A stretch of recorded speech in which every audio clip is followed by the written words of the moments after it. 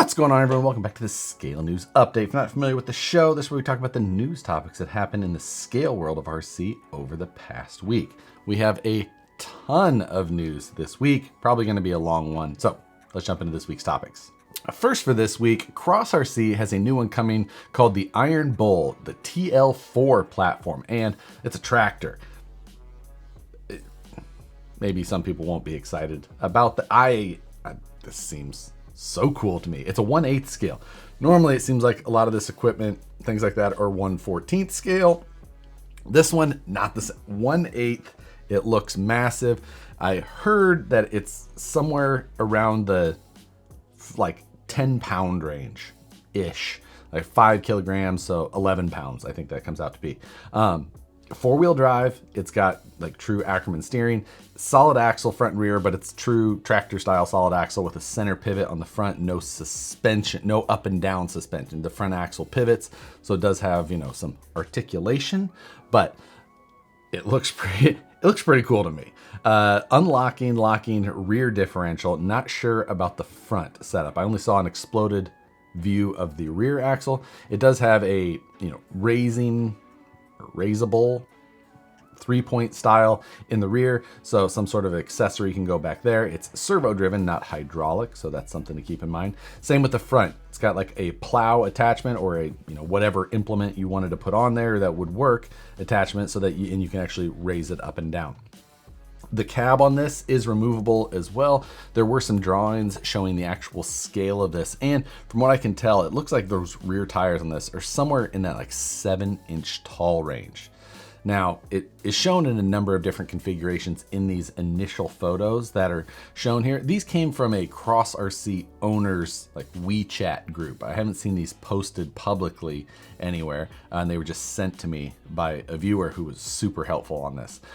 But the rear setup, it comes with single rear wheels, but they show the option for dually rear tires. There also appears to be, or there is going to be, options to add more weight to this to try and make it usable for tractor type activities, I guess. Some of the other photos that they showed did show some working lights on both the hood and the cab unit. The battery goes underneath of the removable front hood as well. Again, there's not a ton to speak of other than just what you can see from the photos, but from what I can see so far, it looks awesome, and I kind of really want it. Like, not just kind of, but I really want it. So I'm looking forward to finding more information on this, when it's going to be available, how much it's going to be available for. All of the questions still remain other than Iron Bull. So I'm excited. What am I going to do with it? I don't know. I'm going to push rocks around in the backyard. What do I do with any of these things? So I'm looking forward to this. Next, Proline is teasing another Ford Ranger body. This time, the Ford Ranger is a pre-runner style, it appears, with the fender flares molded in. We did see a Ford Ranger body previously released and a wide fender kit sold separately. This time, though, they're just putting it all together at once. Maybe they think that will improve the sales of it. Obviously, they have the I-beam kit, so this is a perfect pairing with that body. It's very logical, and maybe they're just trying to make it a little bit simpler for people to get that look or that style without having to go through the hassle of buying 2 different sets and getting them attached to each other and, all of that. But I'm sure people will be ready, I guess, for a Ford Ranger option. Maybe this will be the cool Ford Ranger, finally. I haven't found one yet, but this could be the one. I don't hate it. The I-beam front suspension kit that Proline makes is a cool pairing, and having things that go along with it that look appropriate also makes tons of sense. So I'm sure we'll see more on this probably by next week. I have to imagine that I-beam kit is going to be underneath. Hopefully they put out a cool video at the time of release of this to show both of them together. And next, FMS last week released a 1/18 scale, the FCX18 platform with the Hummer EV body on top. Now, they released this in 2 different colors, a white and a black version. Hard body Hummer EV. It is solid axle with portals, which, if you're talking scale to the real one, not exactly the correct way to go about it. And it's just, I know that our RCs are generally the majority electric, but seeing a RC version of new electric vehicles just doesn't seem as exciting as you would expect. You don't see a lot of, I guess you see Tesla Cybertruck models, so there goes that argument. I don't know. Are you guys excited to see EV cars make it into, you know, see scaled down ones? Super pumped for those options.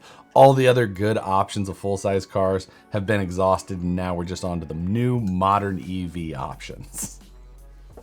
I don't know. The FCX18 platform, you know, it's that in-between size. The 18th scale is such a weird scale in RC right now. It seems like the variety is kind of all over the place. So it seems to be the least consistent of all the scales, I would say. I feel like that's a pretty decent argument to have. FCX18 doesn't feel any different to me in that way. Let's see what you guys feel though, if this becomes super popular because people love the EV pickup. Prove me wrong. Next, Knight Customs is showing off the interior skills with yet another platform, the Axial CJ7. This time you're getting a driver figure and an empty seat, but I do believe a passenger will be coming shortly as well. Not me. Different passenger this time, but made for the Axial CJ7, that Axial Jeep. Tons of detail to it. The interior obviously begging for more details. The movable driver from Knight Customs seems like an obvious choice, and James is doing a fantastic job at it. This not only gives you a seat and a driver that has the, you know, movable ability, but the steering wheel that moves with it and a much more detailed dash that you can finish out with some of those extra scale touches to try and make that CJ completely come to life. Upgrade RC also had a couple of new releases this week. Upgrade RC is a house brand of A-Main similar to ProTech, and the newest release under that umbrella is their multi-tool plier, shock set, soldering jig, measuring device combo. That's trying to do everything in one simple carry it with you type item. It's got the leather punch style hole punch at the end so that you can vent tires, whether it be crawler tires or race tires. Shock pliers will be handled with this as well. Then you'll also see just holes all over this thing for soldering bullet plugs. Also, it looks like a clamp at the end where you could do T-style plugs, possibly or probably XT60 as well. And then there's another little section down there on the side of the handle for measuring things. It does appear that this is for measuring screw lengths. That's why they put a screw next to it, just so that you didn't get confused. Probably be useful to a number of people. And then they also released these metal or aluminum body pin puller tabs. Can't say that I've seen aluminum versions of these in the past. They probably exist, probably just never been something I've noticed, but see them now in red and black. I'll be interested to see if that's a thing. How popular those become. But if you're a racer who's just got fat fingers and doesn't like trying to grab a hold of those little body posts or body pins, here's a fancy solution for you.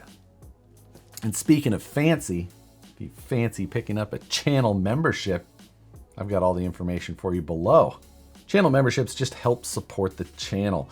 With that, you also get access to the videos early, like the scale news. I finish it the night before, get it uploaded, and then it goes live at 5 a.m. Pacific time.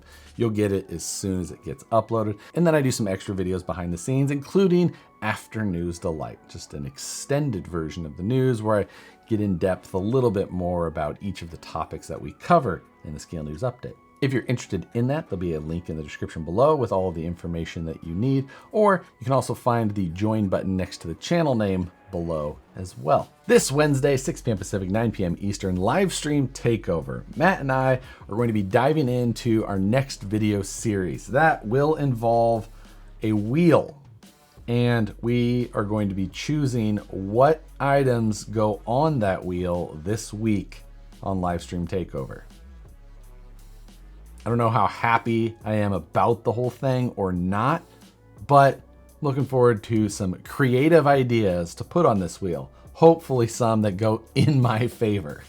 Either way, I am looking forward to the new series, so come join us, 6 p.m. Pacific, 9 p.m. Eastern. And thanks again to rcmap.io for supporting the Scale News update. rcmap.io is a website as well as an app. You can get it on both Apple and Android phones. And this just gives you the ability to find places to run your RC that people have identified as, good, great, the best spots in the areas. Each of the spots can be tagged with photos or YouTube videos, trail markers to show you how to get where you're looking to go. Absolutely great way to find new spots to crawl if you're in an area that you're not totally familiar with, or maybe there's just been people who have done the work for you before and you'll find something that you never knew was there. So also, you can add your own favorite spots on there. You can also create lists of your favorite spots or spots that you want to visit. It's a great tool to have if you're traveling somewhere new or if you just want to help share the information to people in your area. But thanks again to rcmap.io for supporting the Scale News update. There'll be links to the website down in the description below. Team Associated released the MT12 Plus Dlux ready to run. Now, we've seen the MT12 previously, the small monster truck, ran about $189, somewhere in that range. Now, this is called the MT12 Plus, so I do assume that there's some upgrades to it, although it doesn't specifically list that in the description of the webpage on Team Associated's site. Also, the photos are a bit confusing as it kind of mixes the MT12 and Enduro 12 platform photos in there, with the different bumper styles. This one looks like it's got a kind of an old school push bar style front bumper on it, but some of the photos show the smaller Enduro 12 front bumper on there. Does come with, Chevron monster truck style tires and chrome wheels and a wheelie bar in the back, but it's $30 more, so about $220. So deciding whether or not the looks and style, maybe some parts upgrades in this are worth that over the other version. Maybe the more informed buyer may find this to be a better deal if they go through and find the differences between the versions and decide from there. But other than that, I do like the style of this one a little bit better than the previous version, but is it $30 better? I don't know. Speaking of mini monster trucks, Spektrum just released a new 2-in-1. This is a 5200 kV 2-in-1 though specifically. And it's noted that it's made specifically for the Losi Mini LMT, their little mini monster truck.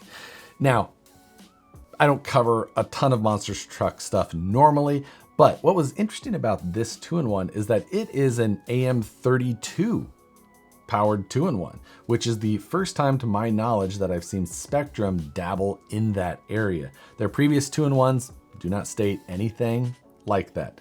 Just the standard previous, FOC, all of that, but never AM32 or 32-bit processing.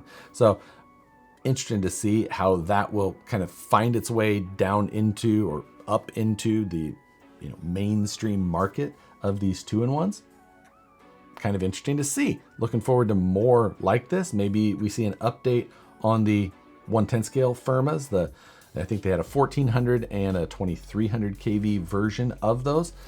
Be interested to find out if there's any plans for updates to those. Deluxe Fab just released some new mini axles. Now, what is a mini axle? Well, these axles are made for the mini comp scene, not micro like 124 scale, but like WRCCA or like the robot area of crawling. That area always had a mini class, which used to be based off of like the Losi MRC. That was the most popular axle or platform to base things off of when it was originally created. You ran 1.9 wheels and tires, but these axles do not look like your typical Losi MRC version, as those are long gone. I'm not 100% sure what has been the most popular axle of choice up to recent times in that class, but these things look pretty wild. These are using an AR44 gear set in the center of a 3D printed housing with these aluminum outers and then the great big deluxe knuckles on the outside. These things are no joke though, as far as cost goes. Not cheap in any way. The front axle includes the servo mount, the knuckles, basically everything you need for that axle to be ready to drop into a build. But you're going to spend $399 on that front axle. It is very impressive though, not gonna lie. And if you're building a full comp truck in those areas, you know, to get the maximum amount of steering, the maximum amount of strength, these things look appealing. The rear axle doesn't have the same amount of complexity, so lucky for you, it's much less expensive, $219 for that. The axles are made from 70-75 aluminum. The rear uses grade 5 titanium axle shafts. The front has 8mm stub shafts on the output on a Mini. Tell me that's not overkill. And you do get titanium steering links included as well. They also released a slim version of the cut-to-length drive shafts. These drive shafts use a long male side of the drive shaft itself and then a short female end, and you basically just cut the male to length that you need for whatever custom build you're working on. This also is a one-piece design, so you don't actually have the set screw for the male portion on the yoke side of things. That's all just one piece of that side now. Keeps things a little bit simpler, also a little bit more reliable at the same time. These drive shafts will work in the range from 2 inches to 6 inches, so pretty wide variety with one product. I'll put links below to the axles, the drive shafts, as well as all of the other stories we've talked about in today's news.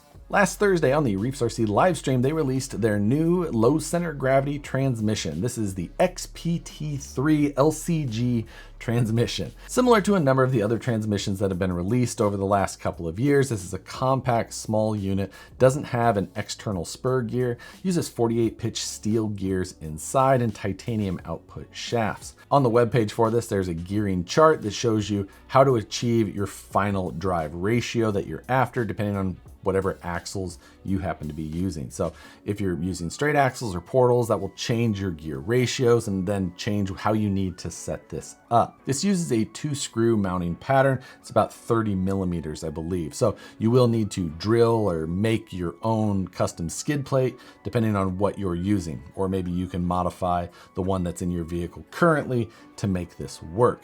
It is available in 2 colors, black anodized aluminum and clear anodized aluminum with the Reefs branding lasered on. Those are available now on the website for 99 bucks. Hobby Plus has released the CR18P 6x6 flatbed Arctos Big Bear. The name is as long as the vehicle. 18th scale, does have a selectable drive transmission, so 2-speed with that. Big flatbed on the back, 6x6.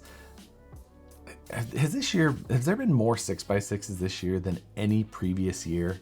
Am I just crazy? I feel like I've seen so many new 6x6s come out throughout the year, and I just need to go back and see how many of them there actually were, because I don't know. It seems like every other week we get a new 6x6 of some sort. Again, 18th scale, the oddest scale that we ever deal with, and Hobby Plus, a fairly popular in that, lower cost range. They are distributed through a number of places, so you can get parts, you can get supplies of the vehicles. Not a bad deal if you're looking for a medium scale, because it's not small really anymore.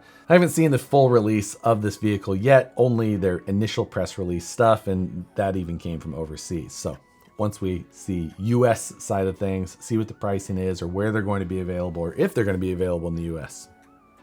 Hopefully we figure all that out here before too long. And next, Element has released a portal axle set. Finally, in an odd release in a number of ways. So Element released this portal axle set not under a vehicle, which maybe you would kind of assume or expect that they would do. But no, it's coming as a separate kit that you can then put under one of your other Element trucks. The price on it is low though. It's only going to be like 140 bucks for the complete axle set, front and rear, which includes housings and gears and everything. Now, all of the gears in this are powder metal, I believe, other than the pinion gear. The ring gear in there, as well as all of the portal gears, are all powder metal throughout. So that's where a lot of that cost savings comes from. The portal design itself is also a bit odd because they're not really selling you a front axle and a rear axle. Like they kind of are, but they're selling you the same portal set with C's and everything for the front and rear axle. And then they have these just like hokey little links that bolt onto the truss in this odd way to lock it out, so that you can adjust toe, which that's just not really a thing for what we're trying to do. More than anything, it's likely something that was done to, cost cut on their end for tooling, not for the consumer, because they're selling you much more expensive universal joints rather than just a very simple rear straight axle. They're just trying not to mold extra parts to get this done. They're also including pivot balls and metal links and all of those things. So if they were really trying to save people cost, things like that, they would have done it the other way, but not the case. They did make some changes to the axle housings themselves though.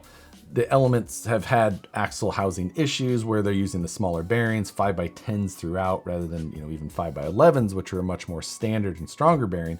They did up the pinion bearing size on this, but they went to a 5x12x4, which is not a bearing we all that commonly see in our area of RC. It's not something that's completely uncommon in RC as a whole. I did some searching just to see what other vehicles use it. I found it mainly in race vehicles, which would make sense with Team Associated being the same company. But a 5x12x4 is also just, it's just a weird bearing choice. It's very marginally stronger than a 5x11 bearing. One of the most common bearings that we see in RC. It's just barely stronger, but they didn't want to use that. They didn't want to use the common size. They went with this one that most of us won't have in our spare parts.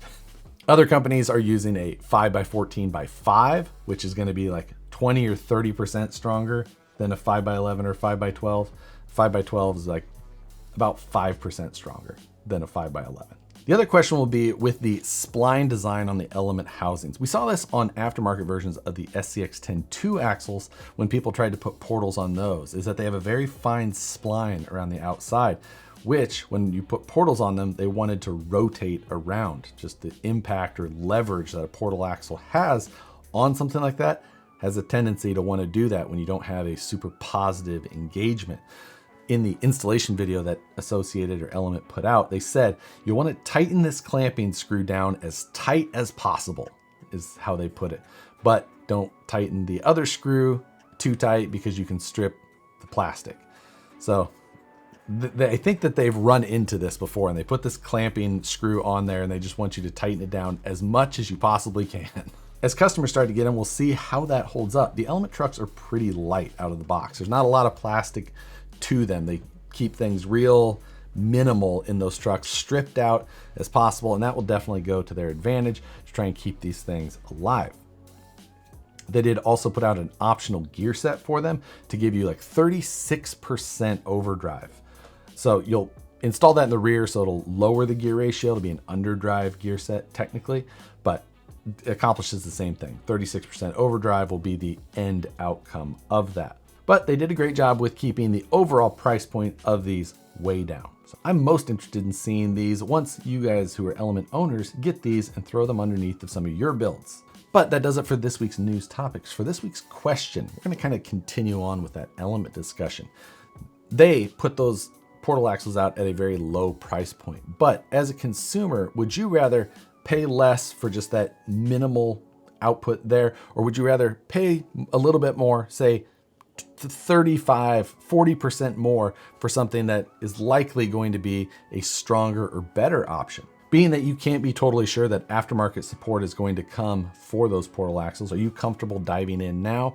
Or are you going to wait until there's some upgradability before you buy into it? I'm interested to hear where you guys fall on these topics and what your stance on the cost versus performance area of the whole market sits. But that's going to do it for this week's news topics. If you enjoyed the Scale News Update, hit the like button, subscribe if you're not already. Channel memberships are available if you want to support the channel a little bit further. As always, thanks again for watching, and we'll see you on the next one.